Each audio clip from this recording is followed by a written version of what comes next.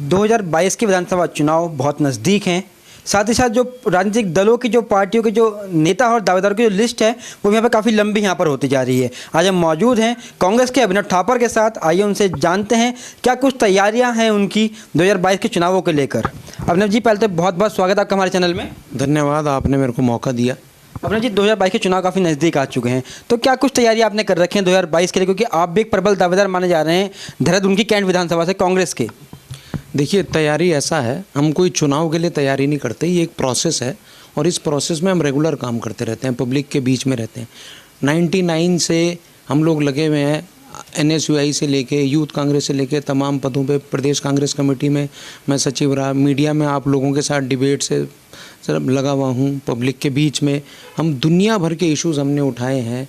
मैं कैंट विधानसभा का रहने वाला हूँ, मैं विजय पार्क में रहता हूँ, मेरा घर कैंट विधानसभा के बिल्कुल सेंटर में है और कैंट विधानसभा की तमाम समस्याएं, चाहे वो बस्ती की समस्या हो, चाहे वो गंदगी की समस्या हो, चाहे वो लोगों की गर्मियों में लोगों के पास पानी नहीं आता नलों में, विजय पार्क या आपका बल्लूपुर, बल्लीवाला, प्रेम नगर या आपका वसंत विहार या आसपास के क्षेत्रों में कई ऐसी समस्या, मैं लोगों के बीच में हमेशा रहा हूँ।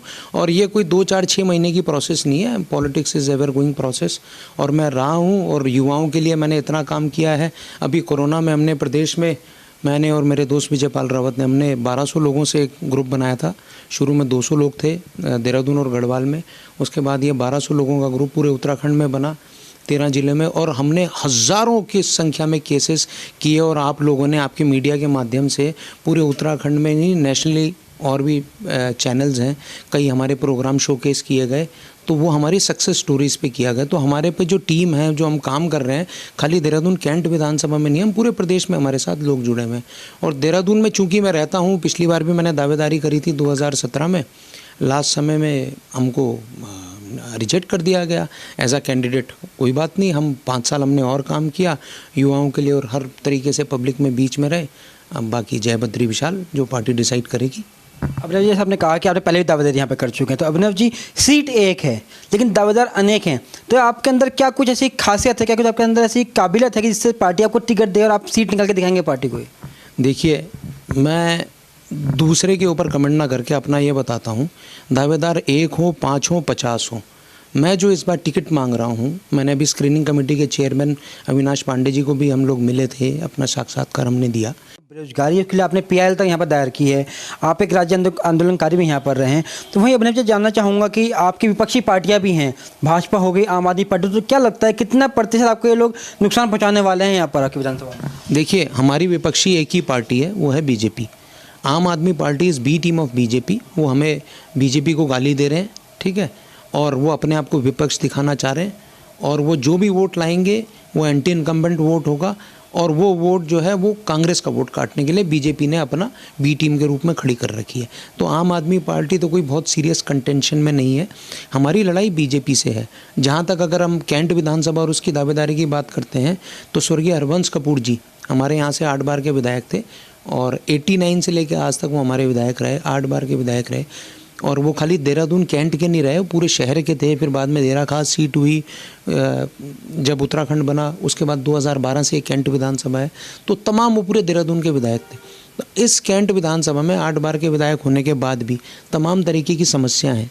बिंदाल नदी है, छोटी बिंदाल है, उसके आसपास आप देखिए जितनी बस्तियां हैं उनमें थोड़ा सा भी पानी आता है, वाटर लॉगिंग हो जाती है, वो बढ़ जाता है। आप देखिए गंदगी की समस्या है, थोड़ा सा भी कोई इशू होता है, डेंगू का एक प्रकोप फैलता है। और खासकर कैंट विधानसभा लोगों को दिखती है कि बहुत अच्छी है और 4 पोस्टर लगा के हम लोग काम कर लेंगे, मगर कैंट विधानसभा एक बहुत डेंस विधानसभा है। यहाँ पे बस्ती है और यहाँ पे बहुत हाई एंड लोग हैं, वसंत विहार, विजय पार्क और ये आपके इस तरीके के कमला नगर, बल्लूपुर, ये हाई एंड, इंदिरा नगर, ये हाई एंड भी मतलब कॉलोनाइजेशन है। इनके अपने इश्यूज़ हैं, इनके रोड नेटवर्क अंदर के इश्यूज़ हैं।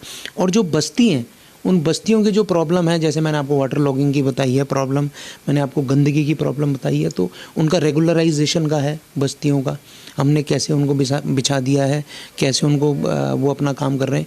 EWS के कैसे आगे उनके मकान बन के उनको दिया जा सकता है, इकोनॉमिकल वीकर सेक्शन।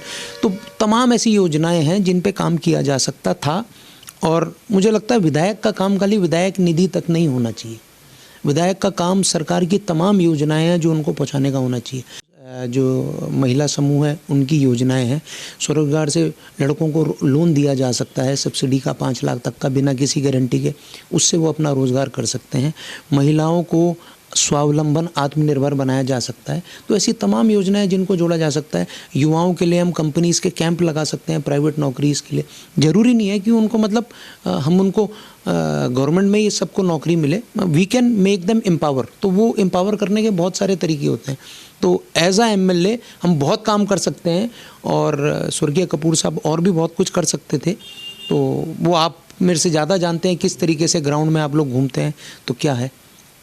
एक तरफ तो सरकार कोरोना के लिए यहाँ पर नाइट कर्फ्यू लगा रही है, पहली बात तो, लेकिन वहीं कल को देश के प्रधानमंत्री मोदी जी एक बड़ी रैली कर रहे हैं, तो क्या कहेंगे इस बारे में? कहीं ना कहीं ये कंट्रोवर्सी चल रही है यहाँ पर कोरोना और इलेक्शन को लेकर यहाँ पर। सर ये कंट्रोवर्सी नहीं है, ये मजाक है। This is sheer making fool of public.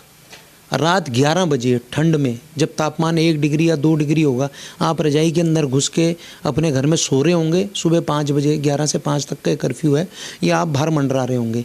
ये सिर्फ खाना पूर्ति है, कागज़ है, सो दैट इनका अपना काम भी बन जाए। और इनकी रैली तो रात 11 बजे किसी की होनी नहीं, ना हमारी होनी है ना इनकी होनी है, तो इनकी खाना पूर्ति है। और ये एक तरीका भी हो सकता है इनका इलेक्शन पोस्टपोन करने का, क्योंकि अभी कांग्रेस की एक वेव बन गई है। आप देखो कहीं भी जाओगे कांग्रेस की बात हो रही है।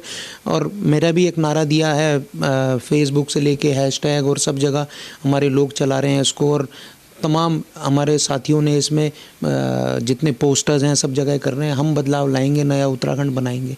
तो ये जो नारा है हम बदलाव लाएंगे, इस बदलाव के नारे से ये कुछ घबरा से गए हैं। तो अब इन्होंने ये सोचा है, ये नया वे ऑफ मॉडस ऑपरेंडी है कि कुछ कोरोना की आड़ में ये करके कुछ इलेक्शन कमीशन के थ्रू 1-2 महीने कर लें, कुछ हमारी वेव डाउन हो जाए, कुछ इनको अपना बेनिफिट अनड्यू एडवांटेज लेना चाहें। तो मुझे ये तरीका भी इनका लग रहा है कि ये कोरोना के आड़ में कुछ ही अपना नया रास्ता निकालने के चक्कर में है। ये एक आखिरी संदेश प्रदेश की जनता को आपकी तरफ से क्या होगा? आखिरी संदेश ये है, हम संघर्ष कर रहे हैं। एक युवा हूँ, आप लोगों के बीच से निकला हूँ, एक बहुत आम परिवार का लड़का हूँ। और मेरे पिताजी कोई विधायक, मंत्री, कोई अफसर नहीं है। मैं एक बहुत आम मध्यम वर्ग के परिवार से आप लोगों की तरह निकला हूँ। पढ़ा लिखा हूँ, मैं अपनी मल्टीनेशनल में जॉब कर सकता था, वो सब छोड़ के मैं देहरादून में आप लोगों के बीच में हूँ। और रेगुलर आप लोगों के बीच में रह के कोरोना हो, स्वास्थ्य हो, युवाओं के रोज़गार की बात हो, एक लड़ाई लड़ रहा हूँ। तो आप लोगों का प्यार और आशीर्वाद चाहिए और आप इसे बनाए रखिए, जो आप लोगों ने अभी तक प्यार और आशीर्वाद दिया, और आगे भी आप मेरे को बनाए रखिए इस आशीर्वाद को।